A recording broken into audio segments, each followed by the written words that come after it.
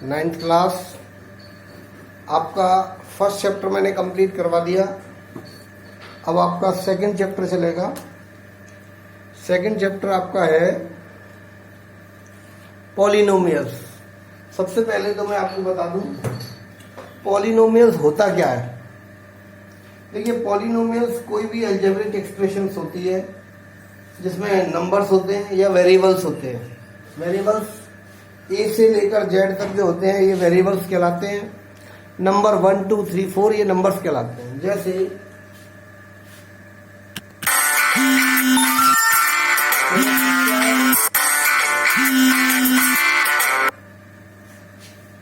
Plus 3x plus 5 equal to 0। जैसे मैंने आपके सामने चारों कौन है 4x square plus 3x plus 5 equal to 0। एक मैंने पॉलिनोमियल लिखा, इसमें x ये वेरिएबल है, 4 ये नंबर है। तो वेरिएबल जो होता है, एक तो इसके ऊपर जो पावर लगी हुई है वो पावर होल नंबर में ही होनी चाहिए। अरे चालू कौन है?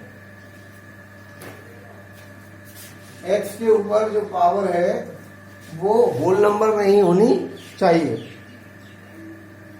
ये जो पावर है नेगेटिव नहीं होनी चाहिए, माइनस की नहीं होनी चाहिए। तो वो पॉलिनोमियल होता है जिसमें वेरिएबल के ऊपर पावर पॉजिटिव लगी हुई हो, नेगेटिव ना हो, और पावर जो लग रही है वो होल नंबर में ही होनी चाहिए। अगर मान लीजिए ये पावर ऐसे लगी हुई है 1/2,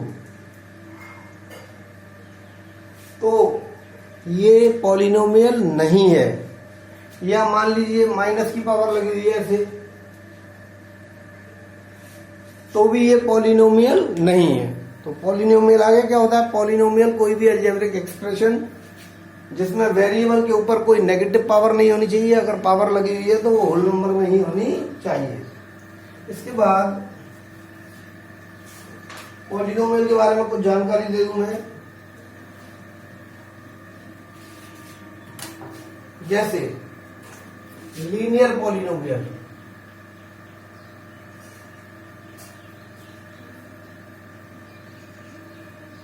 ax प्लस बी, ये एक लीनियर पॉलिनोमियल है।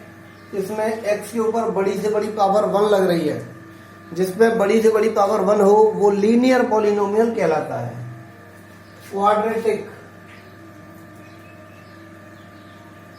Quadratic polynomial ax square plus bx plus c equal to 0, जिसमें हाईएस्ट पावर 2 लगी हुई हो, जिसमें बड़ी से बड़ी पावर 2 लग रही हो, वो क्वाड्रेटिक पॉलिनोमियल कहलाता है। क्यूबिक,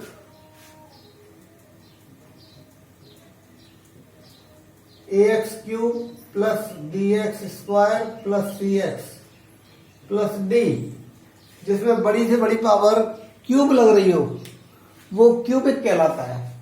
तो जिसमें बड़ी से बड़ी पावर 1 हो वो लीनियर पॉलिनोमियल, जिसमें सबसे बड़ी डिग्री पूरी पॉलिनोमियल की 2 हो वो क्वाड्रेटिक इक्वेशन या क्वाड्रेटिक पॉलिनोमियल, और जिसपे हाईएस्ट डिग्री 3 लग रही हो वो क्यूबिक पॉलिनोमियल, और जिसके ऊपर हाईएस्ट डिग्री 4 लग रही हो तो वो आपका कहलाता है बाई क्वाड्रेटिक पॉलिनोमियल। इसके बाद अगर जैसे कोई नंबर ये ओनली मान लो 6 है, ये कहलाएगा कांस्टेंट पॉलिनोमियल। तो ये मैंने आपको बेसिक जानकारी दे दी पॉलिनोमियल की। अब आप सीधे एक्सरसाइज पे आइए। एक्सरसाइज 2.1 का क्वेश्चन नंबर 1।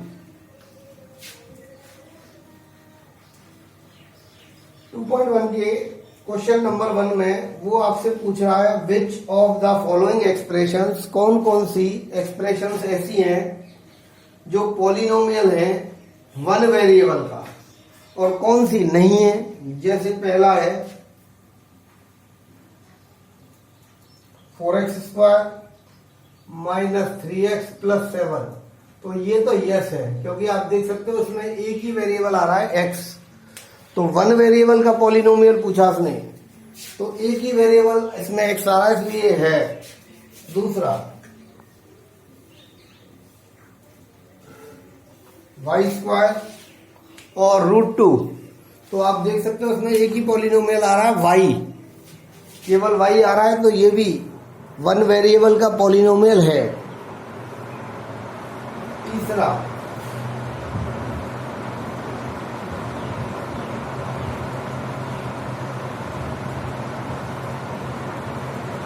यहां पर t के ऊपर रूट लगा हुआ है, t के ऊपर रूट लग रहा है। अब किसी भी वेरिएबल के ऊपर अगर रूट लग रहा है तो उसका मतलब होता है t के ऊपर पावर 1/2। रूट का मतलब होता है पावर 1/2। नंबर पे रूट लग रहा है कोई बात नहीं, यदि नंबर पे रूट लग रहा है कोई दिक्कत नहीं है। लेकिन अगर वेरिएबल पर रूट लग रहा है तो वेरिएबल पर पावर हो गई 1/2।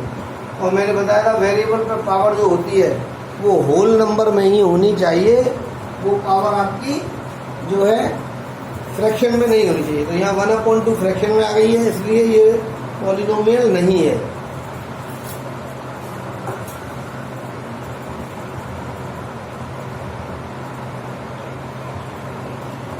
नो,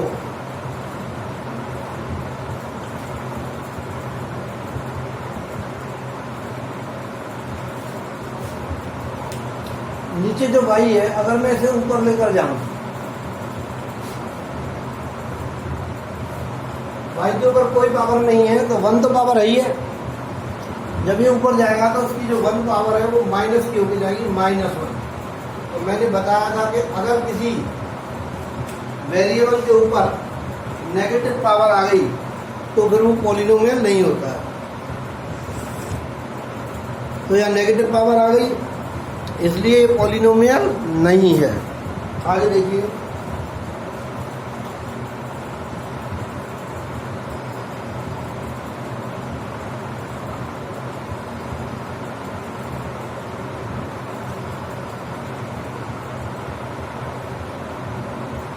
ये पॉलिनोमियल तो है लेकिन इसमें 3 वेरिएबल आ रहे हैं x, y और t। जबकि उसने सवाल में पूछा है कि 1 वेरिएबल का पॉलिनोमियल बताइए, कौन सा 1 वेरिएबल का पॉलिनोमियल है और कौन सा नहीं है। तो ये 3 वेरिएबल आ गए, इसलिए ये 1 वेरिएबल का पॉलिनोमियल नहीं है।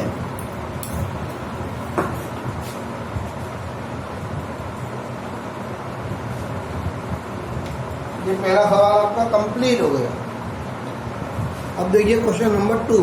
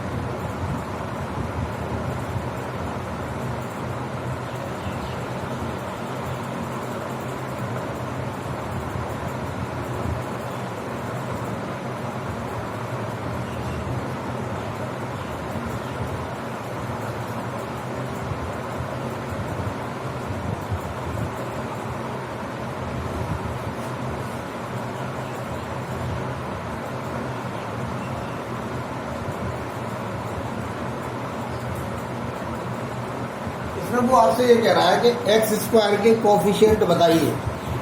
कोफिशिएंट का मतलब होता है x² से जिसका मल्टीप्लाई हो रहा है वही इसका कोफिशिएंट है। पहले पॉलिनोमियल में x² के साथ किसी का भी मल्टीप्लाई नहीं हो रहा है तो 1 का माना जाएगा। जब किसी का नहीं है तो 1 का तो होता ही है, उसका कोफिशिएंट होगा 1। दूसरे में x² के साथ माइनस का साइन लग रहा है और कुछ नहीं लग रहा तो -1 इसका कोफिशिएंट होगा। यहाँ x² के साथ मल्टीप्लाई हो रहा है π/2 का, इसका कोफिशिएंट होगा π/2। फोर्थ वाले में x² है ही नहीं, जब है ही नहीं तो कोफिशिएंट होगा 0।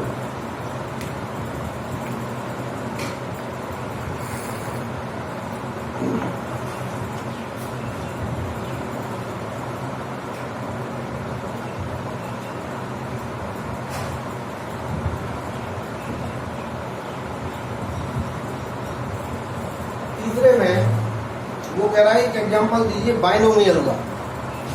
आपने पढ़ा होगा मोनोमियल, बाइनोमियल, ट्राइनोमियल।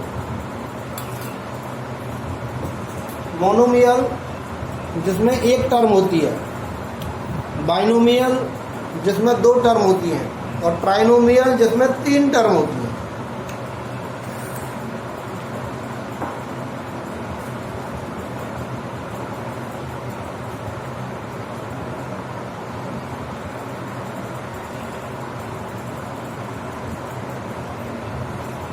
तो आपको बाइनोमियल लिखना है। बाइनोमियल का मतलब जिसमें 2 टर्म होती हैं, एक टर्म ये रही, एक टर्म ये रही, और सबसे बड़ी पावर उसमें 35 होनी चाहिए। उसने कहा जिसकी डिग्री 35 हो, तो उसके ऊपर 35 डिग्री लगा दी और दूसरी टर्म कुछ भी लिख दो।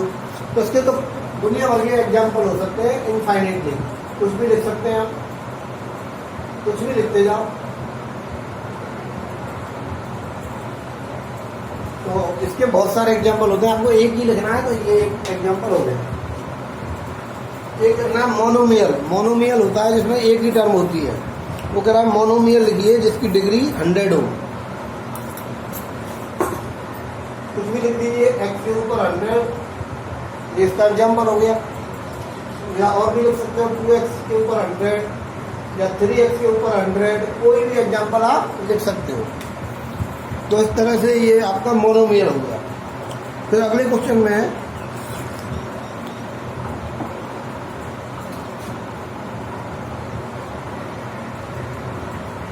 डिग्री बतानी है। तो देखिए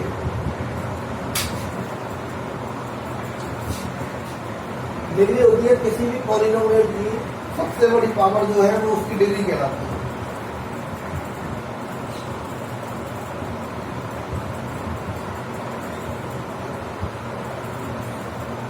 अब इसमें सबसे बड़ी पावर 3 लग रही है, तो इसकी डिग्री होगी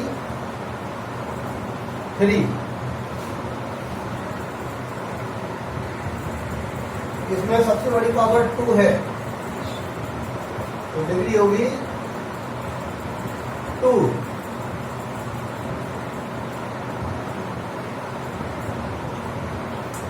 और डिग्री जो देखी जाती है वो केवल वेरिएबल के ऊपर देखी जाती है।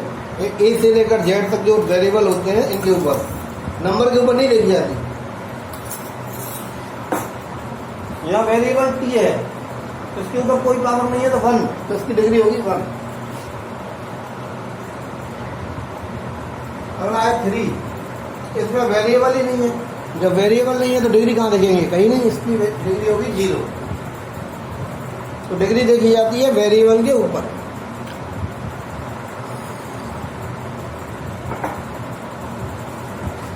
पांचवा,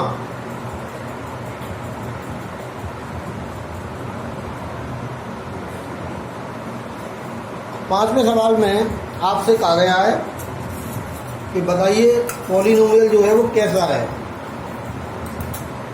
लीनियर है, क्वाड्रेटिक है या क्यूबिक है।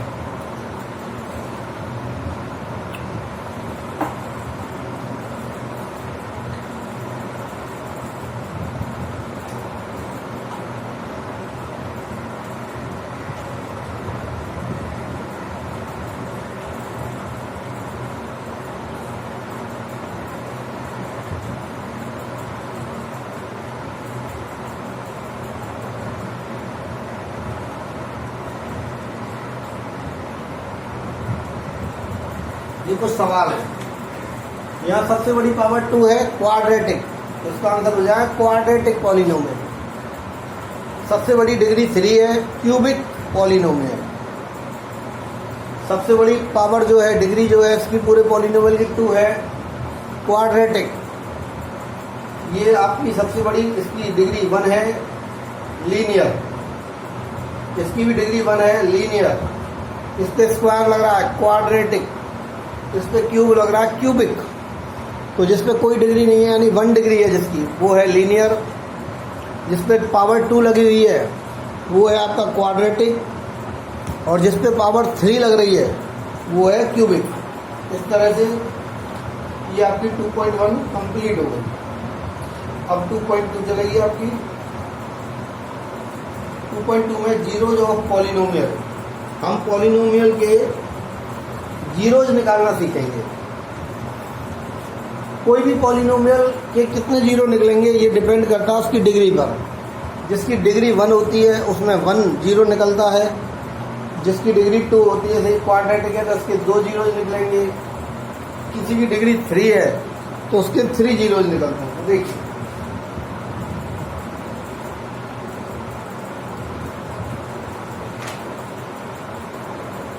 पहला क्वेश्चन है, इसमें एक पॉलिनोमियल दे रखा है 5x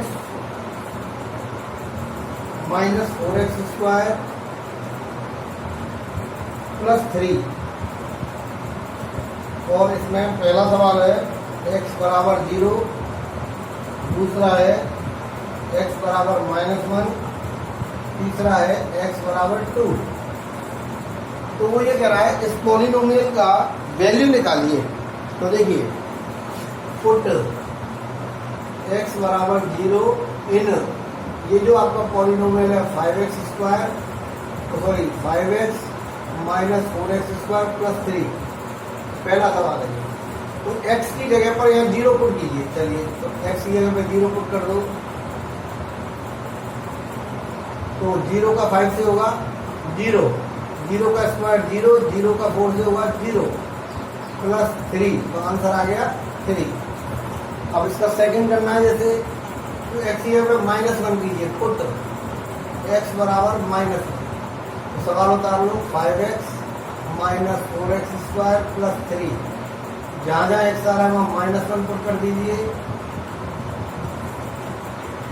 5 का -1 से होगा -5, -1 का स्क्वायर +1, +1 का -4 से होगा -4 प्लस 3, -5 और -4 -9, -9 में 3 जाएगा -6। ऐसे ही अगला कर लेना, x बराबर 2 पुट कर देना और वैल्यू निकाल लेना। तो ये पहला सवाल आपका कंप्लीट हो गया। दूसरा सवाल देखिए,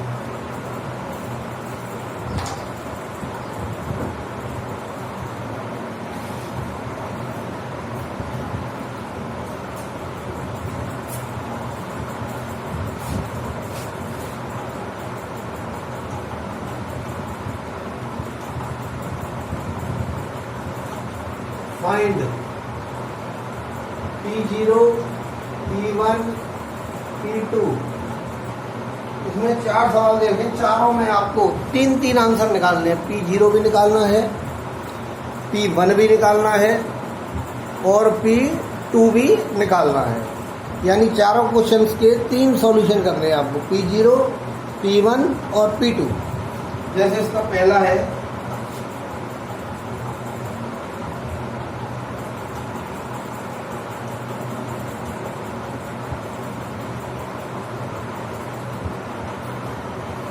ये Py is equal to y square minus y plus 1, पहला क्वेश्चन है इसका। और इसमें हमें 3 आंसर निकालने हैं, P0, P1 और P2। जरा मैं इंक डाल लेता हूँ उसमें।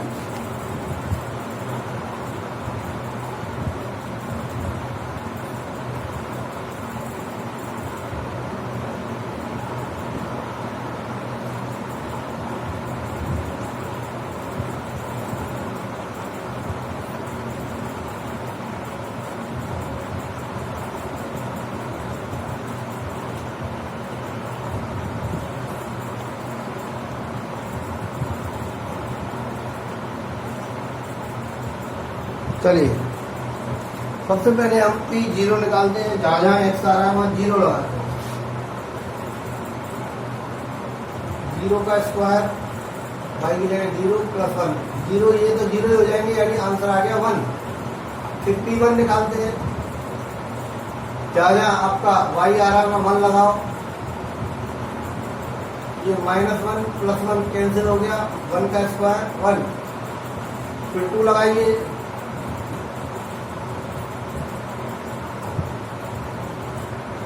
2 का स्क्वायर 4, -2 में से प्लस का बन जाएगा तो माइनस का 1, तो 4 में से बन गया 3। तो इस तरह से पहला क्वेश्चन मैंने कर दिया है। बाकी इसके जो 3 क्वेश्चन है वो भी ऐसे होंगे। तो जहाँ जहाँ x आ रहा है या जो भी t आ रहा है, जो भी पॉलिनोमियल है वहाँ पर आपको उसकी जगह 3 वैल्यूज रखनी है, 0, 1 और 2। इसके बाद क्वेश्चन नंबर 3 देखिए।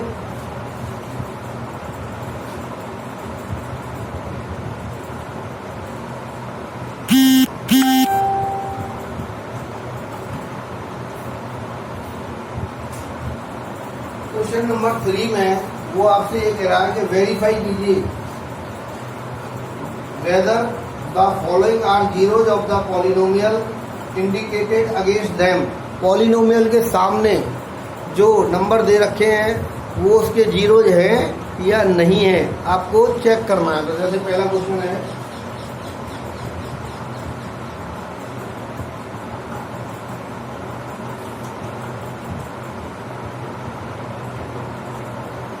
x की वैल्यू -1/3। तो इस पॉलिनोमियल में जहां पर भी x आ रहा है वहां पर हम -1/3 लगाकर देखेंगे। यदि पॉलिनोमियल का आंसर 0 आ गया तो ये इसका 0 है, और अगर आंसर 0 नहीं आया तो ये इसका 0 नहीं है। तो देखिए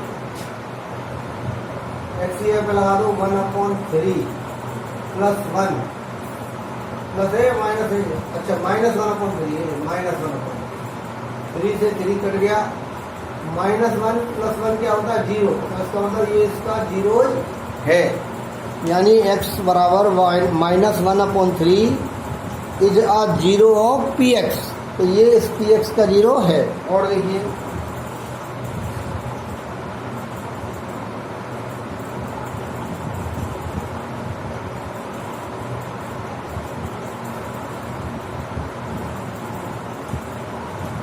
तो जहाँ जहाँ x आ रहा है 4/5 पुट कीजिए,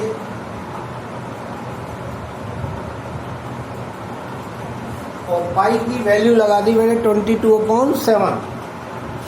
5 से 5 कट गया और 1 बचा, एलसीएम ले लो 7। 1 का 7 में 7 टाइम 7 4 जा 28, 7 का 7 1 टाइम 1 20 जा 22। तो नो, इसमें रिमाइंडर 0 नहीं आया, इसका मतलब ये इसका 0 नहीं है। एक बात और बता देता हूँ मैं, 7वां देखिए इसका।